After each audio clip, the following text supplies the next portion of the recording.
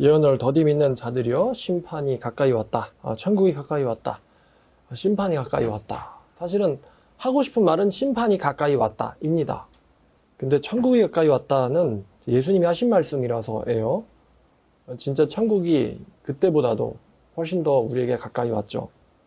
자, 예언을 더디 믿는 자들이여 라는 제목으로 몇 번 설교를 하려고 합니다.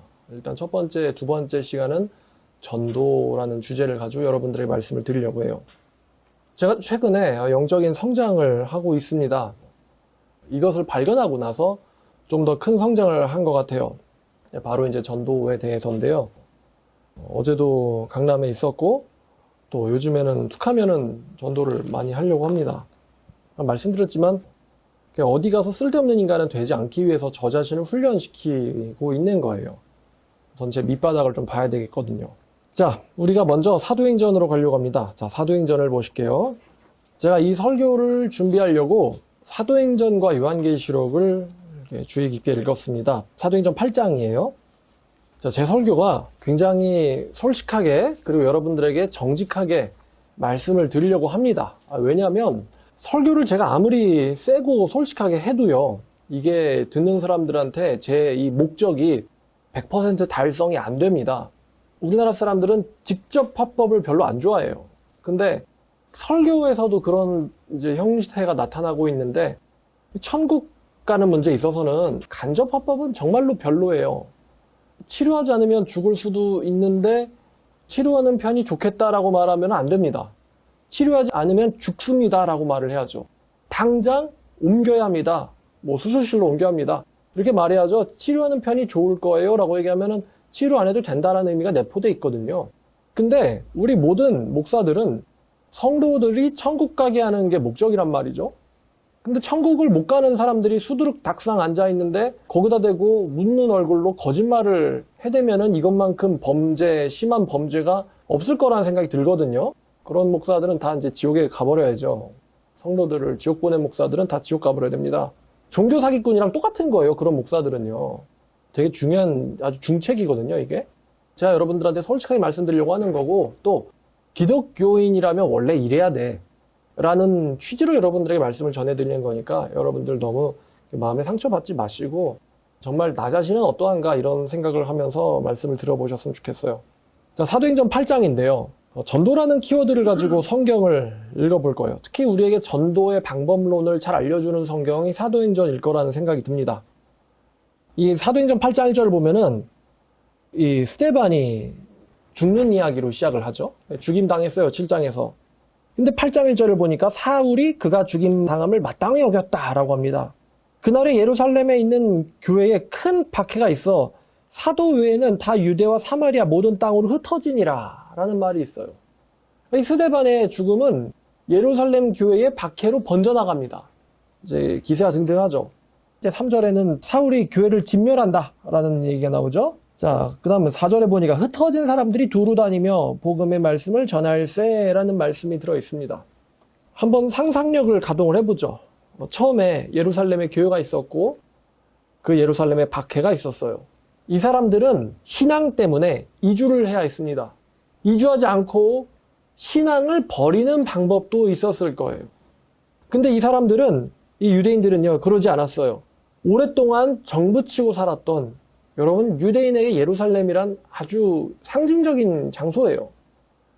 오랫동안 정부치고 살았던 하나님께서 주신 그 예루살렘을 버리고 가족도 집도 버리고 이주를 해야 했습니다. 상상이나 가십니까? 그리고 그 이주한 곳에서 이 사람들이 유대인들에게 복음을 전하기 시작했어요.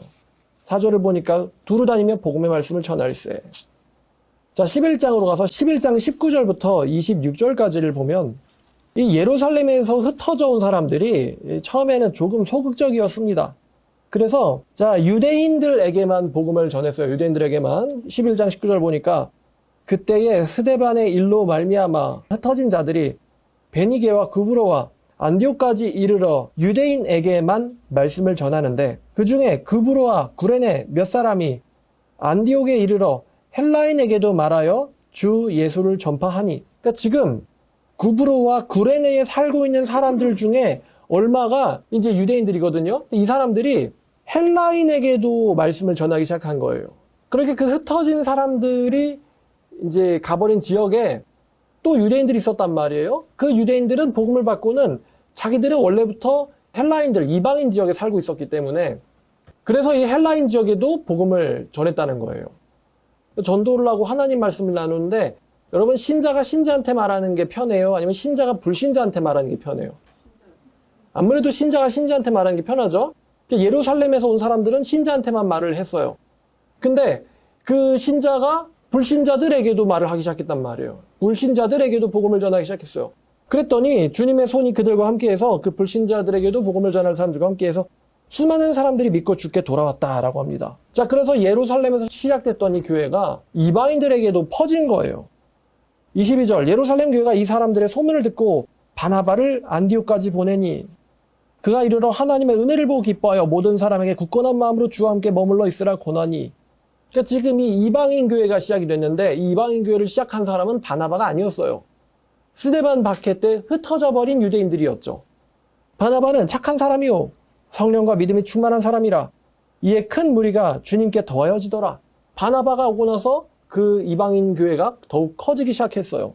자, 바나바가 이제 교회가 너무 커지니까 혼자서는 감당이 안 되는 거예요. 그래서 사울을 찾으러 다소로 갑니다. 바나바가 다소로 가서 바울을 만나고 바울을 데리고는 안디옥으로 바울을 데려왔어요. 그래서 이 안디옥에 있는 교회가 이방인 교회의 전초기지거든요. 여기에 이제 바나바와 사울, 즉 사도 바울이라 하는 이 투탑이 세워지게 된 거예요. 그래서 바나바와 사울이 혼신의 힘을 다해서 성경을 가르쳤고 둘이 교회에서 1년간 모여 있어 큰 무리들을 가르쳤고 제자들이 드디어 안디옥에서 비로소 그리스도인이라 일컬음을 받게 되었다라고 이야기합니다. 그러니까 지금 어떻게 헬라인, 이방인 교회가 커지기 시작했는지가 나오는 거예요. 바나바가 왔고 또 바울이 더해졌다. 아마 아직까지는 사도 바울이 이방인 사역의 사명을 확실하게 깨닫지는 못했을 수도 있어요. 아직까지는. 자, 여기 이제 바울이라는 사람이 등장을 하는데 이 바울이라는 이제 전설의 사람이죠. 우리 개신교, 기독교에서는 사도 바울은 전설적인 사람입니다. 뭐 이 세상에 영향력 끼친 사람이 많다고 하는데요. 바울만큼 영향력이 큰 사람은 지구에서 제일 영향 큰 사람. 그럼 예수님을 빼고 바울이에요, 바울. 혼자서 로마 제국을 뒤집어버린 사람이에요. 혼자서 로마 제국을 뒤집어버린 사람이에요.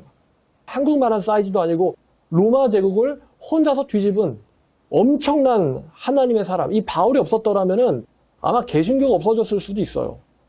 그만큼 전도와 신학에 있어서 성경책을 구성하는 데 있어서 엄청난 영향을 끼치는 사람이 사도 바울이에요. 자, 이 바울이라는 전설의 인간이 드러나기 시작했습니다. 순서를 정리하면 이래요. 스데반이 죽었어요. 슬픈 이야기였죠. 근데 스데반이 죽어서 예루살렘 교회로 박해가 확산이 됐어요. 그랬더니 예루살렘에 있는 크리스찬 유대인들이 박해를 피해서 이주를 했습니다. 그 이주한 사람들이 유대인들에게 복음을 전했고 그 이주한 곳에 있는 유대인들이 이방인들에게도 복음을 전하기 시작했어요. 그래서 이방인 교회가 세워졌고 예루살렘에서 바나바를 보냈고요. 바나바는 사울이라는 사람을 데리고 와가지고 야, 이런 사람이 있으면 돼. 있어야 돼. 그래서 이 바울이 오니까 이제 이방인 교회가 드디어 그리스도인이라고 불리기 시작했어요. 자, 그리고 이 바나바와 사울이 안디옥에서 여행을 떠납니다. 여행을 떠나서 터키예요. 터키에 비시디아 안디옥이라는 교회로 전도 여행을 이제 갑니다. 이 비시디아 안디옥이라는 곳은 지금의 현재 이름은 터키의 알바스라는 도시예요. 그런데 인구가 2만 명 정도밖에 안 되는 아주 소도시입니다. 자, 근데 이 비시디아 안디옥에서 어떤 일이 일어났느냐? 자, 13장 16절을 가보죠. 13장 16절. 자, 13장 16절부터 이게 사도 바울의 이제 설교가 시작되거든요. 자, 바울이 일어나 손짓하여 말하되 지금 그 배경은 이래요. 14절에는 보니까 비시디아 안디옥에 회당이 있어가지고 들어가 앉으니라. 율법과 선지자들의 글을 읽은 후에 회당장들이 사람을 보내어 물어 이르되 형제들아 만일 백성을 권할 말이 있거든 말하라 했더니 바울이 일어나 이때 갑자기 손짓하며 말하기 시작해서 이스라엘과 및 하나님을 경외하는 자들아 들어라 라고 하면서 이제 설교를 시작했어요. 바울이. 설교 내용은 여러분들에게도 뭐 알려져 있는 내용이고 요는 이래요. 예수님이 구약에 예언된 사람이고 이 예수님의 부활에 대해서 이제 성경이 증거를 하고 있다라는 게 이제 바울의 설교의 핵심이었어요.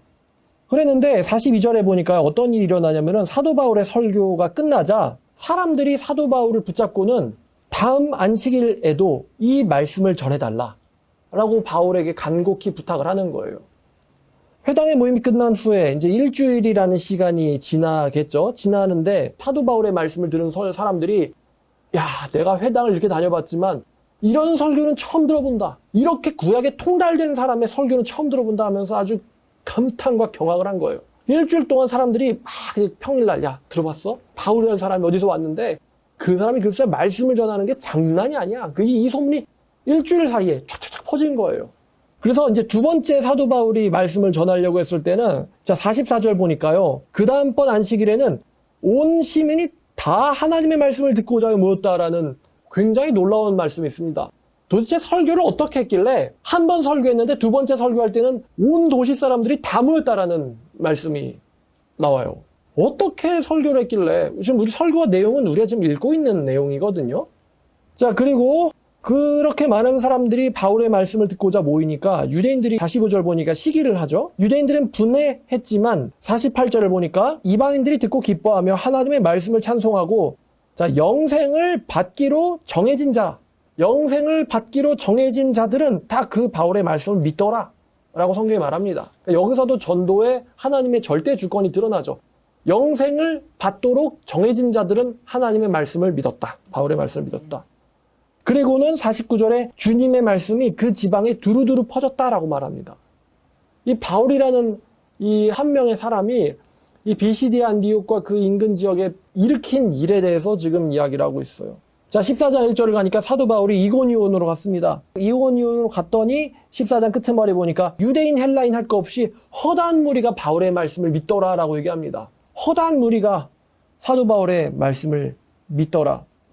또 14장 20절을 갔더니 자 더베로 갔어요. 더베로 갔더니 또 많은 사람들이 복음을 그 성에서 전하여 많은 사람들을 또 제자로 삼았다라고 했어요. 그러니까 사도 바울이 가는 곳곳마다 이고니온으로 가면 이고니온, 루스드라로 가면 루스드라, 더베로 가면 더베, 가는 곳곳마다 허다한 무리들이 이 바울의 말씀을 믿었다는 거예요. 와, 정말 오늘날 시대에는 상상도 안 가는 일들이 일어나는 거죠. 그러면 이제 이런 질문이 가능한데 바울은 도대체 우리랑 뭐가 다른 걸까요? 이런 질문이 나와야 되죠. 바울은 도대체 우리랑 뭐가 다른 걸까? 뭐가 다르길래 그 사람이 가는 곳곳마다 한 번 설교했을 뿐인데 온 세상이 다 그 사람의 설교를 듣고자 모였을까? 그 바울의 전도는 우리와 뭐가 다른 걸까? 이런 고민이 필요한 거예요. 사도행전을 읽을 때 사도 바울이 무슨 깜짝 마술쇼를 부렸는가? 무슨 묘기를 부렸는가? 춤을 추었는가? 아니면 사목타브 쏘를 올렸는가? 왜 바울이 설교할 때 이렇게 많은 사람들이 모였을까? 설교 내용은 우리가 성경에 적혀있는 걸 보고 있는데 이건 우리도 아는 내용이란 말이에요. 자, 사도 바울이 뭘 전했냐 하니 보니까 복음만 전한 게 아니고 심판도 전했어요. 사도행전 17장입니다. 17장 16절부터 7절을 보면은 자, 사도 바울이 이렇게 전도를 잘 해서 안디옥으로 돌아와서 쉬다가 2차로 선교 여행을 떠나는데 지나갔던 도시 중에 하나가 바로 오늘날에도 있는 도시인데 바로 이 아테네였습니다. 아테네를 갔는데 16절, 17절을 보니까 사도 바울이 아테네에서 그들을 기다리다가 이제 어떤 사람들 기다리려고 그냥 갔던 것 뿐이었어요. 근데 이 아테네라는 도시가 특별히 다른 도시들보다 우상이 가득한 것을 보고는 마음에 격분하였다라고 합니다. 바울이. 마음에 격분하여 회당에서는 유대인과 경건한 사람들과 또 장터에서는 날마다 만나는 사람들과 더불어 변론하니 어떤 사람들은 또 에피크로스파와 또 스토아 철학자들도 바울과 쟁론할세 어떤 사람들은 이르되 이 말쟁이가 무슨 말을 하고자 하느냐고 또 어떤 사람들은 이르되 이방신들을 전하는 사람인가 보다 하니 이는 바울이 예수와 부활을 전했기 때문이다. 여기에 이제 그 유명한 사도 바울의 아덴 설교가 나와 있죠. 아테네 설교. 이 말씀도 성경을 읽은 여러분이라면 아실 겁니다. 근데 30절부터 34절까지를 보니까 자, 알지 못하던 시대에는 하나님이 너희들을 다 용서하셨거니와 이제는 어디든지 사람에게 명하사 회개하라 하셨으니 이는 하나님께서 정하신 사람으로 하여금 천하를 공의로 심판할 날을 작정하셨고 이에 그를 죽은 자 가운데서 다시 살리신 것으로 모든 사람들에게 믿을 만한 증거를 하나님께서 우리에게 모든 사람들에게 주셨음이니라 하니라. 그러니까 사도 바울이 뭘 전했냐면요. 복음만 전한 게 아니고요. 사도 바울이 심판을 전했단 말이죠. 하나님께서는 자기가 정한 사람으로 천하를 공의로 심판한 날을 작정하셨고 또 하나님께서는 우리에게 그 진리를 믿을 만한 증거들을 주셨다. 이게 바울의 선포의 마무리였어요. 그러니까 바울의 메시지 중에 하나 바로 뭐냐면은 심판의 날을 예언했다는 거예요. 사도 바울은 심판의 날을 예언했다. 그래서 사도 바울의 복음에는 뭐가 같이 들어있냐면요. 심판이 같이 들어있습니다. 로마서 2장 16절을 보면은 바울이 말합니다. 로마서 2장 16절. 곧 나의 복음에 이른 바와 같이 하나님이 예수를 말미암아 사람들의 은밀한 것을 심판하는 그날이라. 그날이라. 그날이 올 것이다. 어떤 날요? 하나님께서 사람들을 심판하실 그날이 온다. 이게 바울의 메시지였어요. 자, 이 바울의 설교의 내용이 이러했습니다. 마태복음으로 24장으로 돌아가서요. 이 마태복음 24장 6절과 7절입니다. 자, 여러분들에게 질문을 하나 할게요. 난리와 난리 소문을 듣겠으나 여기서 난리는 전쟁입니다. 너희들은 삼가 두려워하지 마라. 이 전쟁들이 있어야 돼. 아직 끝은 아니니라. 민족이 민족을 나라가 나라를 대적하여 전쟁하겠고 곳곳에 기근과 지진이 있으리니 이 모든 것은 재난의 시작이니라. 또 누가복음 21장 9절부터 11절까지 읽겠습니다. 자, 예수께서 말씀하셨어요. 너희들은 전쟁과 소요의 소문을 들을 때 두려워하지 마라. 이런 일이 있어야 돼. 끝은 되지 아니하리라. 민족이 민족을 나라가 나라를 대적하여 전쟁하겠고 또 곳곳에 지진과 기근과 전염병이 있을 것이며 무서운 일들과 하늘로부터 큰 징조들이 너희에게 있을 것이다. 라고. 자, 질문이 이거예요. 여러분, 말세에 전쟁과 기근과 지진과 전염병이 있으리니라는 이 말세의 전쟁 이야기, 이거를 제가 했습니까? 예수님이 하셨습니까? 예수님이 하셨어요. 말세의 전쟁 이야기 누가 하셨어요? 예수님이 하셨어요. 무신론자들도요, 이 세상이 종말한다라는 걸 알아요. 말세라는 말 하잖아요. 파괴되는 윤리를 보든, 진짜 요즘에는 웃긴 게 고등학생들이 교복을 입고는 길에서 이 길빵을 하더라고요. 여러분, 아무리 옛날에 그렇게 막 뭐 폭주적도 있고 그랬다고 하더라도 고등학생들이 교복 입고 길에서 길빵을 했습니까? 지금 진짜 질서 하나 무너졌어요. 너무 당당하게 길빵을 해가지고 요즘 혹시 고등학생 담배가 합법이 됐나? 이렇게 제가 착각을 했다니까요. 요즘 도덕도 그렇고요. 정말 환경도 그렇고 종말이 가까웠다는 걸 무신론자들도 알아요. 근데 그 종말이 가까웠다라는 이야기를요. 자기들 이야기라고 얘기하면 사람들이 화를 냅니다. 야, 이제 전쟁 날 거야. 막 난리 난다. 그러면은 맞아 그러면서 야, 그게 너한테 날걸? 이러면 또 화를 내요. 야, 저렇게 살아서 천국 가겠어? 그치. 근데 너 지옥 갈걸? 그러면 또 화를 낸단 말이에요. 그게 자기들 얘기라고 하면요. 사람들이 화를 내거나 이상한 사람 취급을 합니다. 여러분, 그러면은 우크라이나인들은 지네 나라가 그렇게 될 거 알았어요? 몰랐죠. 여러분, 우크라이나가 벌 받아야 돼요? 한국이 벌 받아야 돼요? 한국 애들이 잘 살아요? 우크라이나 애들이 잘 살아요? 인간은 다 죄인이겠지만 그래도 한국 사람들이 더 타락했어요? 우크라이나 사람들이 더 타락했어요? 그 일 몇천 원 버는 그런 경제로 얼마나 타락을 하겠습니까? 한국은 훨씬 더 거룩하고 깨끗하게 더 유익하게 살 수 있는데 그렇게 안 살죠. 능력이 있는데도 그렇게 안 살잖아요. 우크라이나 교회가 힘이 있을까요? 한국 교회가 힘이 있을까요? 당연히 한국 교회겠죠? 누가 더 벌 받아야 돼요? 근데 벌을 실제로 누가 받았어요? 우크라이나. 벌일 수도 있고 하나님의 어떤 종일 수도 있어요. 이거는 한국에 대한 경고라는 거죠. 여러분이 모르는 사이에 여러분들 목숨이 한번 왔다 간 적이 있어요. 여러분들 죽을 뻔한 적이 있단 말이에요. 언제냐? 트럼프가 대통령에서 내려오고 나니까 이 트럼프 측근들이 막 자기가 있었던 일을 이야기를 하기 시작하는데 책을 쓰기를 시작하는데요. 트럼프 측근 중에 한 명이 이런 말 하더라고요. 트럼프가 뭐라 그랬냐면은 한국인들이 끔찍하다고 했어요. 한국인들이 끔찍하다. 한국인들 다루기 끔찍해. 그러면서 주한미군을 철수시키려고 했어요. 트럼프가 주한미군을 철수시키려고 미국 가족들을 대피령을 내리려고 했었어요. 걔네들 전쟁 나기 전에 자국민들 다 빼버리잖아요. 그러려고 했었어요. 근데 이 책을 쓴 사람이 막 엄청나게 트럼프를 말려가지고 트럼프가 주한미군 철수를 못하게 막았대요. 그거를 우리가 지금 트럼프 다 이제 떨어지고 나서 바이든 대통령 때 그 이야기를 들은 거예요. 왜 트럼프가 한국인들은 끔찍하다고 얘기했는지, 그리고 왜 그렇게 자기네 나라의 유익을 추구하고 그렇게 막 전쟁 전비를 군사비를 올리는 사람이 트럼프거든요. 그렇게 군사비를 올리는 사람이 왜 한국에서는 주한미군을 철수시키려고 했는지 이야기는 이제 나중에 어쨌거나 트럼프의 계획은 실행되지 못했어요. 우리는 몰랐지만 만약에 주한미군 철수했으면 어떻게 됐을까요, 여러분?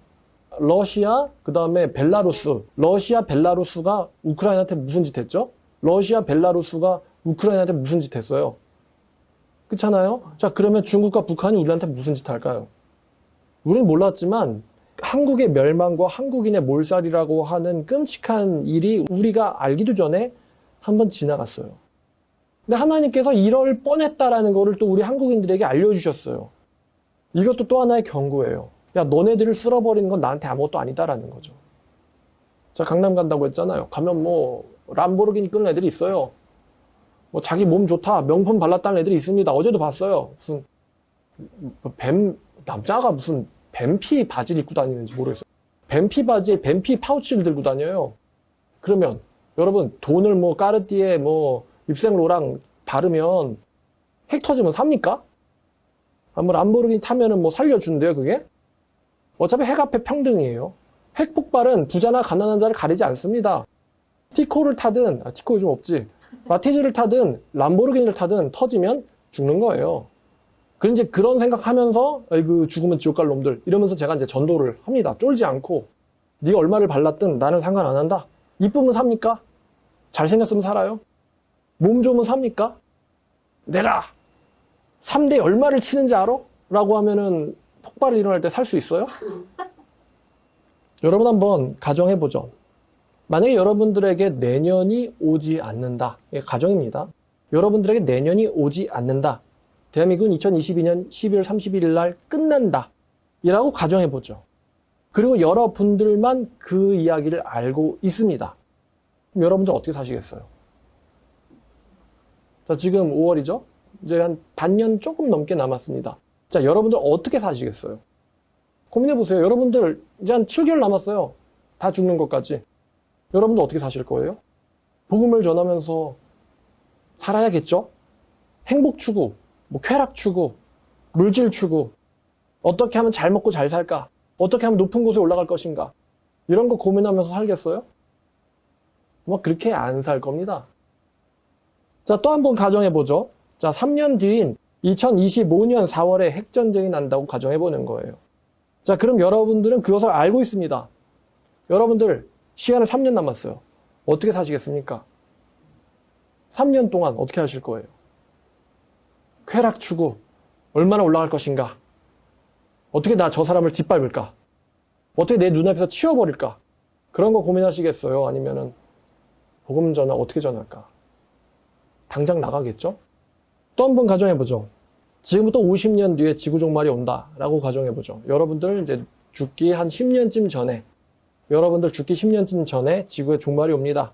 라고 가정하는 거예요. 그리고 여러분들만 그것을 알고 있어요. 시간은 50년 남았어요. 여러분들은 어떻게 사시겠습니까? 어떻게 하면 내 자식한테 부동산 물려줄까? 어떻게 하면 내 자식 좋은 데 보낼까? MIT 보낼까? 어떻게 여러분 사실 거예요? 50년 그래도 복음을 전해야죠. 자, 마지막으로 한 번만 더 가정해 보겠습니다. 자, 여러분 생애에 지구의 종말은 오지 않습니다. 그러나 이 세상에는 하나님의 심판이 반드시 옵니다. 여러분들 생애는 아니지만 하나님의 심판이 이 세상에 반드시 오고 지구는 종말하게 될 것이고 참된 신자만 구원을 받고 천국에 가고 거짓 신자나 불신자들은 전부 다 지옥에 가게 됩니다. 그리고 그 사실을 여러분들만 알고 있습니다. 그럼 여러분 어떻게 사시겠습니까? 내 생에는 종말이 안 오니까 쾌락 추구, 어떻게 하면 부동산을 많이 가질까? 어떻게 하면 상속세를 조금 내고는 돈을 물려줄 것인가? 어떻게 하면 탈세할 것인가? 이런 것들에 머리 싸매시겠습니까? 아니면은 복음을 전하시겠습니까? 자, 고민해봤더니요. 2023년이 안 온다고 믿는 거나 아니면 내 생애에 종말은 안 오지만 하나님께서 반드시 세상을 심판하실 것을 믿고 또 참된 신자만 구원받는다라는 것을 믿는 거나 똑같다는 거예요, 삶의 방식은. 제가 여러분들에게 종말론과 관련된 이야기를 하긴 하지만요, 전 시한부 종말론자 아니에요. 여러분들에게 언제 지구가 끝나니까 일하지 마세요, 공부하지 마세요란 말 한 적 한 번도 없습니다. 설령 여러분들이 내일 죽는다 할지라도 오늘은 여러분들은 나가서 복음을 전해야 돼요. 자, 근데 이 종말론이라는 이것이 우리에게 들어오면서 미쳐있는 크리스찬들을 그나마 정상으로 돌린다는 거예요. 종말이 아주 우리 가까이 있다고 믿는 거나 종말은 멀리 있지만 반드시 온다고 믿는 거나 사실은 그 사람들의 라이프 스타일은 다를 바가 없다는 거예요. 그러면서 제가 깨달은 것이 하나 있는데 하나님의 말씀에 대한 믿음이 없다는 거였어요. 제가 최근에 우크라이나에서 이런 일들이 일어나는 거 보면서 야, 저게 우리나라에서 일어날 수도 있는 일이었구나 이러면서 이제 식은땀 딱 흘렸단 말이에요. 그러면서 이제부터는 하루하루가 마치 마지막인 것처럼 올해가 마지막인 것처럼 소중하게 살아야지, 뭔가를 해봐야지 라는 생각을 하게 됐거든요. 근데 그런 생각을 하면서 사는 게 사실은 크리스찬의 정상적인 원래 모습이 아닌가라는 생각이 든단 말이에요. 여태까지 우리는 종말이 안 올 것처럼 살았어요. 예수님이 안 오실 것처럼 살았단 말이에요. 그래서 크리스찬이라고 하면서도 남들과 똑같이 살았단 말이에요. 여러분이요, 지금 우리가 이 성경, 이 설교하기 전에 사도신경 했단 말이에요. 저리로서 산 자와 죽은 자를 심판하러 오시리라. 말로만 매주 중얼거리긴 하는데 실제로 심판하러 오신다는 말을 믿지 않고 있었단 말이에요, 우리가. 말씀드렸듯이 올해밖에 없다고 믿는 거나 아니면 하나님이 반드시 이 세상을 심판한다고 믿는 거나 삶의 방식은 똑같단 말이에요, 여러분. 사도 바울이 뭘 전했다고 했죠, 복음에서? 심판을 같이 전했어요. 근데 여러분 바울이 재산 증식을 위해서 살았습니까? 사도니까 그렇게 산 거예요? 아니면 믿었기 때문에 그렇게 산 거예요? 믿었기 때문이에요, 그 사람은. 사도 바울은 마치 자기의 살아있는 생애에 종말이 올 것처럼 살았어요, 그 사람은. 1분 1초를 아꼈단 말이에요. 해외에 나가 있으면 나가 있는 대로, 안디옥으로 돌아왔으면 돌아오는 대로 정말 눈코 뜰 수 없이 바쁘게 가치 있게 살았어요, 바울이. 제가 이 종말, 우크라이나 사태 때문에 종말에 대한 이 인식이 생기면서 야, 내게 하나님의 말씀에 대한 믿음이 없었구나 라는 걸 느꼈어요.